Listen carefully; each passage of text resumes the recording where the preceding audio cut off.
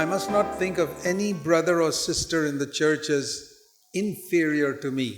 ನಾನು ಯಾವುದೇ ಒಬ್ಬ ಸಹೋದರ ಅಥವಾ ಸಹೋದರಿ ಇರಬಹುದು ಸಭೆಯಲ್ಲಿ ನನಗಿಂತ ಕೆಳಗಿನವರು ಅಂತ ಯೋಚಿಸಬಾರದು. In Christ there is no difference. ಕ್ರಿಸ್ತನಲ್ಲಿ ವ್ಯತ್ಯಾಸವಿಲ್ಲ. We are all equally valuable to the Lord. ನಾವು ಎಲ್ಲರೂ ಕರ್ತನ ಮುಂದೆ ಒಂದೇ ಸಮನಾಗಿದ್ದೇವೆ. So that's what we were thinking about. ಅದರ ಬಗ್ಗೆ ಯೋಚನೆ ಮಾಡ್ತಾ ಇದ್ದೀವಿ. That it is that pride that exalts us above others that makes us like the devil.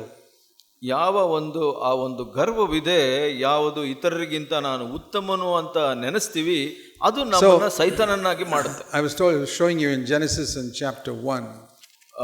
ಆದಿಕಾಂಡ 1ನೇ ಅಧ್ಯಾಯದಲ್ಲಿ ನಾವು ಅದನ್ನ ನೋಡ್ತಾ ಇದ್ವಿ. Genesis chapter 1.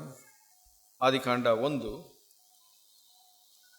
When the devil fell into sin, ಆ ಒಂದು ದೇವದೂತನು ಪಾಪದಲ್ಲಿ ಬಿದ್ದಾಗ what happened to the earth? ಭೂಮಿಗೆ ಏನಾಯ್ತು? The earth became corrupt.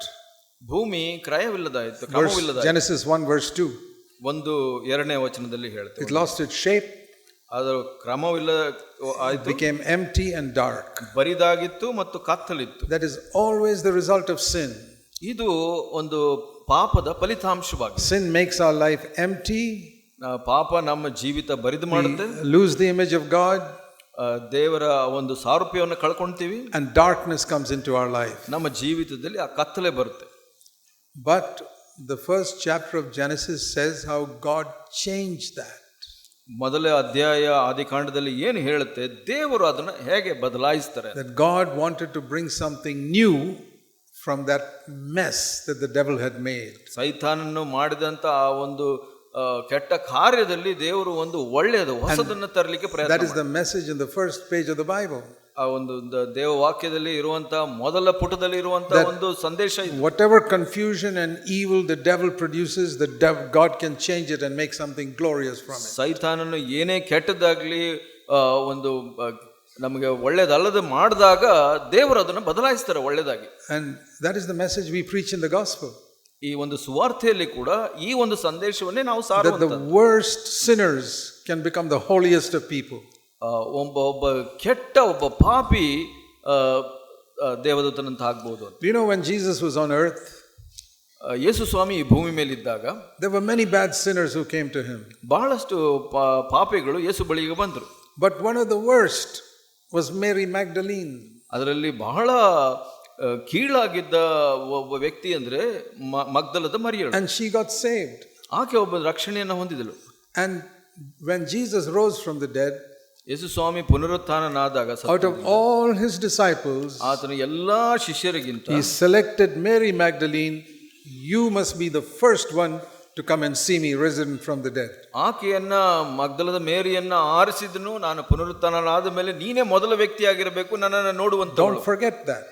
ಅದನ್ನ ಮರಿಬೇಡಿ. In John chapter 20, Yohana 20ರಲ್ಲಿ we read there, ಅದನ್ನ ನಾವು ಓದ್ತೀವಿ, that all the disciples with Mary Magdalene went to see. They didn't know that Jesus had risen. They went to see the tomb. ಅವರು ಎಲ್ಲರಿಗೂ ಗೊತ್ತಿರಲಿಲ್ಲ ಯೇಸು ಸ್ವಾಮಿ ಪುನರುತ್ಥಾನ ಆಗಿದ್ದಾರೆ ಅಂತ. ಸಮಾಧಿಯನ್ನು ನೋಡ್ಲಿಕ್ಕೆ ಹೋದ್ರು. And we read here that they looked inside and found the tomb was empty. ಅಲ್ಲಿ ಸಮಾಧಿಯನ್ನು ನೋಡಿದ್ರು, ಅಲ್ಲಿ ಬರಿದಾಗಿತ್ತು ಅದು. And what did they do? ಅಲ್ಲಿ ಏನು ಮಾಡ್ತಾರೆ? It was early in the morning, maybe 4 or 5 o'clock in the morning. 4-5 ಗಂಟೆ ಇರಬಹುದು ಬೆಳಿಗ್ಗೆ. Verse 10, 10ನೇ ವಚನ, they went back home. ಅವರು ಮನೆಗೆ ಹಿಂತಿರುಗಿ ಹೋದರು. To sleep. ನೋಡ್ಲಿಕ್ಕೆ. They went back to sleep. They went back to sleep. ಅವರು ಮತ್ತೆ ತಿರುಗಿ ಮಲಗಲಿಕ್ಕೆ ಹೋದರು. Because they had woken up from their sleep at 4 o'clock to go to the tomb. ಅಲ್ಲಿ ಒಂದು ಸಮಾಧಿನ ನೋಡ್ಲಿಕ್ಕೆ 4 ಗಂಟೆಗೆ ಎದ್ದು ಬಂದಿದ್ರು. But Mary could not go home. Verse 11. 11ನೇ ವಚನದಲ್ಲಿ ನಾವು ನೋಡ್ತೀವಿ, ಮರಿಯಳು ಮನೆಗೆ ಹೋಗಲಿಲ್ಲ. What do you learn from that? ಅದರಿಂದ ನಾವು ಏನು ಕಲಿತುಕೊಳ್ತೀವಿ? All of them go and see the tomb is empty. ಅವರು ಬಹಳ ಜನ ಆ ಸಮಾಧಿಗೆ ಹೋಗ್ತಾರೆ, ಅದು ಬರಿದಾಗಿರುತ್ತೆ. And all of them say, we got to go back to sleep now. ನಾವು ಇವಾಗೆಲ್ಲ ಮಲಗಲಿಕ್ಕೆ ಹೋಗಬೇಕು ಅನ್ಕೊಂಡು. We don't know where Jesus is. We'll see in the morning. ಯೇಸು ಸ್ವಾಮಿ ಇಲ್ಲ, ನಾವು ಬೆಳಗ್ಗೆ ನೋಡೋಣ ಅಂತ ಅಂದ್ಬಿಟ್ಟು. But Mary Magdalene said no. ಆದ್ರೆ ಮರಿಯಳು ಹೇಳಿದಳು, ಮಗ್ದಲದ ಮರಿಯಳು, I can't go to sleep until I find out where Jesus is. ಯೇಸು ಸ್ವಾಮಿ ಎಲ್ಲಿದ್ದಾನೆ ಅಂತ ನಾನು ಕಂಡುಕೊಳ್ಳೋವರೆಗೆ ನಾನು ನಿದ್ರೆ ಮಾಡೋದಿಲ್ಲ. Do you see the passion of her heart ಅದರಲ್ಲಿ ಆಕೆಯಲ್ಲಿರುವಂತ ಉತ್ಸಾಹ, ಆಸಕ್ತಿ ನೋಡಿದ್ರೆ, to meet with Jesus? ಯೇಸು ಸ್ವಾಮಿನ ಸಂಧಿಸ್ಲಿಕ್ಕೆ ಇರುವಂತ ಆಸಕ್ತಿ. My brother, sister, ಸಹೋದರ ಸಹೋದರಿಯರೇ, when you have that type of desire, the Lord will meet with you also. ನಿಮಗೆ ಆ ಒಂದು ಆಸಕ್ತಿ, ಆಶೆ ಇದ್ರೆ ಕರ್ತನು ನಿಮ್ಮನ್ನು ಸಂಧಿಸ್ತಾನೆ. But if you come and look for a little while and you don't find him and say, okay, I didn't find him, let me go back to sleep. ನೀವು ಬಂದು ಸ್ವಲ್ಪ ಸಮಯ ನೋಡ್ತೀರಾ, ನಂತರ ಸಿಕ್ಲಿಲ್ಲ, ನಾನು ಹೋಗಿ ಮಲಗ್ತೀನಿ ಅಂತ ಹೋಗ್ಬಿಟ್ರೆ, he won't reveal himself to you. ಆತನ ತನ್ನನ್ನು ತಾನು ಪ್ರಕಟಪಡಿಸೋದಿಲ್ಲ ನಿಮಗೆ. If you have a passion that says, I'm not going to give up till I meet with the Lord, ನಿಮಗೆ ಆ ಉತ್ಸಾಹ ಇದ್ರೆ, ಕರ್ತನು ನನಗೆ ಸಿಗೋವರೆಗೆ ನಾನು ಬಿಡೋದಿಲ್ಲ ಅಂತ, the Lord will meet with you. ಕರ್ತನು ನಿಮ್ಮನ್ನು ಸಂಧಿಸ್ತಾನೆ. That is why the Lord met with Mary Magdalene. ಅದಕ್ಕಾಗಿ ಮಗ್ದಲದ ಮರಿಯಳಿಗೆ ಯೇಸು ಸಂಧಿಸಿದ. She was weeping. ಆಕೆ ಅಳ್ತಾ ಇದ್ಲು. Why? ಯಾಕೆ? Because she longed to see Jesus. ಯಾಕೆಂದ್ರೆ ಆ ಯೇಸುವನ್ನು ನೋಡುವಂತ ದಾಹ ಆಕೆಗಿತ್ತು. Today we have so many people who say, I've accepted the Lord. ಇವತ್ತು ನಾವು ನೋಡ್ತೇವೆ, ಬಹಳ ಜನ ಹೇಳ್ತಾರೆ, ನಾನು ಕ್ರಿಸ್ತನನ್ನು ಸ್ವೀಕರಿಸಿದ್ದೀನಿ, Jesus is my savior now, ಯೇಸು ಸ್ವಾಮಿ ನನ್ನ ರಕ್ಷಕನು, ಈಗ I have received the Holy Spirit, ಪವಿತ್ರಾತ್ಮನನ್ನು and ಸ್ವೀಕರಿಸಿದ್ದೀನಿ, I'm in a good church, ನಾನು ಒಳ್ಳೆ ಸಭೆಗೆ ಹೋಗ್ತೀನಿ, now I'm just waiting to go to heaven.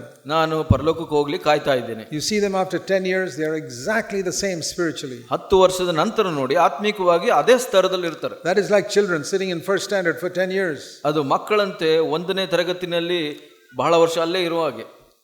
A child is supposed to be in first standard only for 1 year. 1ನೇ ತರಗತಿನಲ್ಲಿ 1 ವರ್ಷ ಮಾತ್ರ ಮಗು ಇರಬೇಕು. Then they must go to second standard. ನಂತರ 2ನೇ ತರಗತಿ. Second standard for 1 year, and then they must go to third standard. 2ನೇ ತರಗತಿಯಲ್ಲಿ 1 ವರ್ಷ ಇದ್ದು 3ನೇ ತರಗತಿಗೆ ಹೋಗಬೇಕು. You must be at one spiritual level maximum for 1 year. ನೀವು ಆತ್ಮಿಕ ಸ್ತರದಲ್ಲಿ ಒಂದು ಕಡೆ 1 ವರ್ಷ ಮಾತ್ರ ಹೆಚ್ಚಿನ ಅಂಶ ಇರಬಹುದು. You must move on. ಮತ್ತೆ ಮುಂದೆ ಹೋಗುವ, when you come to the next level, you must move on. ಆ ಮುಂದಿನ ಸ್ತರಕ್ಕೆ ಹೋದ್ಮೇಲೆ ಇನ್ನು ಮುಂದಕ್ಕೆ ಹೋಗುವಂತ ಪ್ರಯಾಸ. Most Christians are not like that. ಆದ್ರೆ ಹೆಚ್ಚಿನ ಅಂಶ ಕ್ರೈಸ್ತರು ಹಾಗಿಲ್ಲ. In most churches, ಬಹಳಷ್ಟು ಸಭೆಗಳಲ್ಲಿ just say, I'm born again, I'm going to heaven. ನಾನು ಹೊಸದಾಗಿ ಹುಟ್ಟಿದ್ದೀನಿ, ನಾನು ಪರಲೋಕಕ್ಕೆ ಹೋಗ್ತಾ ಇದ್ದೀನಿ. That's like a child saying, I got admission in school, I'm in the kindergarten now. ಒಂದು ಮಗು ಹೇಳ್ದಾಗೆ, ನಾನು ಶಾಲೆಯಲ್ಲಿ ಪ್ರವೇಶ ಪಡೆದಿದ್ದೀನಿ, ನಾನು ಕಿಂಡರ್ ಗಾರ್ಡನ್ ಅಲ್ಲಿ ಇದ್ದೀನಿ ಅಂತ ಹೇಳಿ, 20 years later he says, I'm in the kindergarten, I'm in the school. 20 ವರ್ಷದಲ್ಲಿ ನಂತರ ಶಾಲೆಯಲ್ಲಿ ಇದ್ದೇನೆ, ಕಿಂಡರ್ ಗಾರ್ಡನ್ ಅಲ್ಲಿ ಇದ್ದೇನೆ ಅಂತ ಹೇಳುವಾಗ, you will be ashamed if your son or daughter is sitting 20 years in the same class. ನೀವು ಬಹಳ ಅವಮಾನ ಪಡ್ತೀರಾ, ನಿಮ್ಮ ಮಕ್ಕಳು ಆ ಒಂದು ಶಾಲೆಯಲ್ಲಿ 1ನೇ ತರಗತಿಯಲ್ಲಿ ಅಷ್ಟು ವರ್ಷ ಇದ್ದಾರೆ. And I want to tell you that God the Father is disappointed when his children are sitting in the same class for so many years. ದೇವರು, ಪರಲೋಕ ತಂದೆ ಕೂಡ ಹಾಗೆ ಬಹಳ ದುಃಖ ಹೊಂದಿರ್ತಾರೆ. ಆ ತನ್ನ ಮಕ್ಕಳು ಕೂಡ ಅದೇ ಸ್ಥಳದಲ್ಲಿ 1ನೇ ಕ್ಲಾಸ್ನಲ್ಲಿ, they are not overcoming any sins that they are defeated by year after year after year. ಬಹಳಷ್ಟು ಜನ ವರ್ಷದಿಂದ ವರ್ಷಕ್ಕೆ ಅವರ ಪಾಪದಿಂದ ಜಯ ಹೊಂದುತ್ತಾ ಇಲ್ಲ, ಅದೇ ಪಾಪದಲ್ಲಿ ಸೋಲ್ತಾ ಇರ್ತಾರೆ. How do you know you are progressing? ನಿಮಗೆ ನೀವು ಬೆಳೀತಾ ಇದ್ದೀರಾ ಅನ್ನೋದು ಹೇಗೆ ಗೊತ್ತಾಗುತ್ತೆ? If you are overcoming something that you were defeated by last year, you are progressing.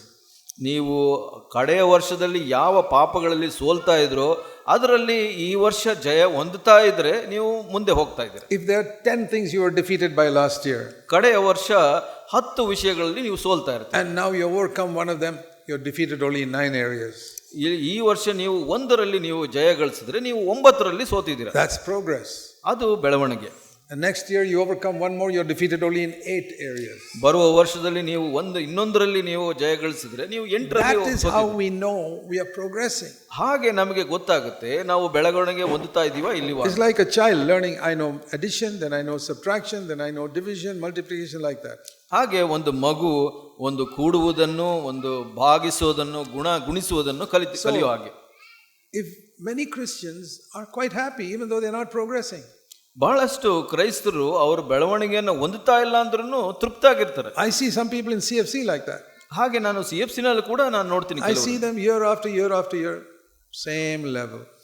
ವರ್ಷದಿಂದ ವರ್ಷಕ್ಕೆ ನಾನು ಅವ್ರನ್ನ ನೋಡ್ತಾ ಇದ್ದೀನಿ, ಅದೇ ಒಂದು ಸ್ಥಳದಲ್ಲಿದ್ದಾರೆ. I don't see a greater passion to follow Jesus Christ. ಯೇಸು ಸ್ವಾಮಿಯನ್ನ ಹಿಂಬಾಲಿಸುವಂತ ಉತ್ಸಾಹ ಅವರಲ್ಲಿ ಇಲ್ಲ. I don't see a greater longing to be a witness for Christ. ಕ್ರಿಸ್ತನಿಗಾಗಿ ಸಾಕ್ಷಿಯಾಗಿರಬೇಕು ಅಂತ ಒಂದು ದಾಹ ಅವರಲ್ಲಿ ಇಲ್ಲ. To be a blessing to other people. ಬೇರೆಯವರಿಗೆ ಆಶೀರ್ವಾದವಾಗಿರುವಂತದ್ರಲ್ಲಿ. A greater desire to pray and overcome sin. ಪ್ರಾರ್ಥನೆಯಲ್ಲಿ ಮತ್ತು ಪಾಪವನ್ನು ಜಯಗಳಿಸೋದ್ರಲ್ಲಿ ಹೆಚ್ಚಿನ ಆಸಕ್ತಿ. Mary Magdalene was like that. ಆದರೆ ಮಗ್ದಲದ ಮರಿಯಳು ಹಾಗೆ wanted to see Jesus. ಯೇಸುವನ್ನು ಸಂಧಿಸಬೇಕು ಅಂತ ಆಸೆ ಪಟ್ಟಳು. I will not go to sleep until I find out where Jesus is. ಯೇಸು ಸ್ವಾಮಿ ಎಲ್ಲಿದ್ದಾನೆ ಅಂತ ತಿಳ್ಕೊಳ್ಳೋವರೆಗೂ ನಾನು ಮಲಗಲಿಕ್ಕೆ ಹೋಗೋದಿಲ್ಲ. All the others can go to sleep. ಬೇರೆ ಎಲ್ಲರೂ ಹೋಗಬಹುದು, but I will not go to sleep. ಆದರೆ ನಾನು ಮಲಗಲಿಕ್ಕೆ ಹೋಗೋದಿಲ್ಲ. And that is why the Lord came and met with him. ಅದಕ್ಕಾಗಿ ಯೇಸು ಸ್ವಾಮಿ ಬಂದು ಆಕೆಯನ್ನು ಸಂಧಿಸಿದನು. It says here, Jesus said to her in verse 15. 15ನೇ ವಚನದಲ್ಲಿ ಹೀಗೆ ಯೇಸು ಸ್ವಾಮಿ ಬಂದು ಹೇಳಿದನು. You know, she just turned around. ಆಕೆ ತಿರುಗಿ ನೋಡಿದಳು. And verse 14, and saw Jesus standing there. ಅಲ್ಲಿ ಯೇಸು ನಿಂತಿರೋದನ್ನ ನೋಡಿದಳು. 14ನೇ ವಚನದಲ್ಲಿ. What is that? Just 2 minutes after the others went back to sleep. ಅಲ್ಲಿ ಇತರರೆಲ್ಲ ನಿದ್ರೆ ಮಾಡಲು ಹೋಗಿದ 2 ನಿಮಿಷದ ನಂತರ ನಾವು ನೋಡ್ತೀವಿ. If they had waited, they would have also seen Jesus. ಅವರು ಸ್ವಲ್ಪ ಹೊತ್ತು ಕಾದಿದ್ರೆ ಅವರು ಯೇಸು ಸ್ವಾಮಿ ನೋಡಬಹುದಿತ್ತು. Why didn't Jesus come earlier when all the disciples were there? ಯಾಕೆ ಯೇಸು ಸ್ವಾಮಿ ಎಲ್ಲ ಶಿಷ್ಯರು ಇರೋ ಸಮಯದಲ್ಲಿ ಬರಲಿಲ್ಲ? Why did he wait until all those disciples went back to sleep and then come 2-3 minutes afterwards so that only Mary would see her? ಯಾಕೆ ಎಲ್ಲ ಶಿಷ್ಯರು ಹೋಗೋವರೆಗೆ ಕಾದು 2-3 ನಿಮಿಷದ ನಂತರ ಯೇಸು ಸ್ವಾಮಿ ಆಕೆಯನ್ನ ಸಂಧಿಸಲು ಬಂದ? I'll tell you. ನಾನು ಹೇಳ್ತೀನಿ. Because Jesus saw among all those people the only one who had a great longing to see him was Mary. ಯೇಸು ಸ್ವಾಮಿ ಏನು ನೋಡಿದ್ರು ಅಂದ್ರೆ ಅಲ್ಲಿ ಇರದಂತ ಎಲ್ಲ ವ್ಯಕ್ತಿಗಳ ಹೃದಯದಲ್ಲಿ ಎಲ್ಲರಿಗಿಂತ ಹೆಚ್ಚಾಗಿ ಆಸಕ್ತಿ ಉತ್ಸಾಹ ಹೊಂದಿದಾತಳು ಈಕೆ. There's a law of God mentioned in Jeremiah 29. ಒಂದು ದೇವರ ಒಂದು ನಿಯಮ ಯೆರೆಮೀಯ 29ರಲ್ಲಿ ಬರೆಯಲ್ಪಟ್ಟಿದೆ. Jeremiah 29 Jeremiah 29 and verse 13. 13ನೇ ವಚನ. It's a very important verse. ಇದು ಬಹಳ ಮುಖ್ಯವಾದ ವಚನ. You will seek me and find me when you search for me with all your heart. ನೀವು ನನ್ನನ್ನು ಹುಡುಕುವಿರಿ, ಮನಪೂರ್ವಕವಾಗಿ ಹುಡುಕಿದಾಗ ನನ್ನನ್ನು ಕಂಡುಕೊಳ್ಳುವಿರಿ. That is a law of God. ದೇವರ ನಿಯಮವಾಗಿದೆ ಇದು. Among all the people sitting here, ಇಲ್ಲಿ ಕುಳಿತಿರುವಂತ ಎಲ್ಲ ಜನರಲ್ಲಿ who are the ones who are going to find Jesus? ಯಾರು ಯೇಸು ಸ್ವಾಮಿಯನ್ನ ಕಂಡುಕೊಳ್ತಾರೆ? Those who seek him with all their heart. ಯಾರು ತಮ್ಮ ಪೂರ್ಣ ಹೃದಯದಿಂದ ಆತನನ್ನು ಹುಡುಕ್ತಾರೋ ಅವರು. Those who say, Lord, I want you, I don't care what else I don't have in this world.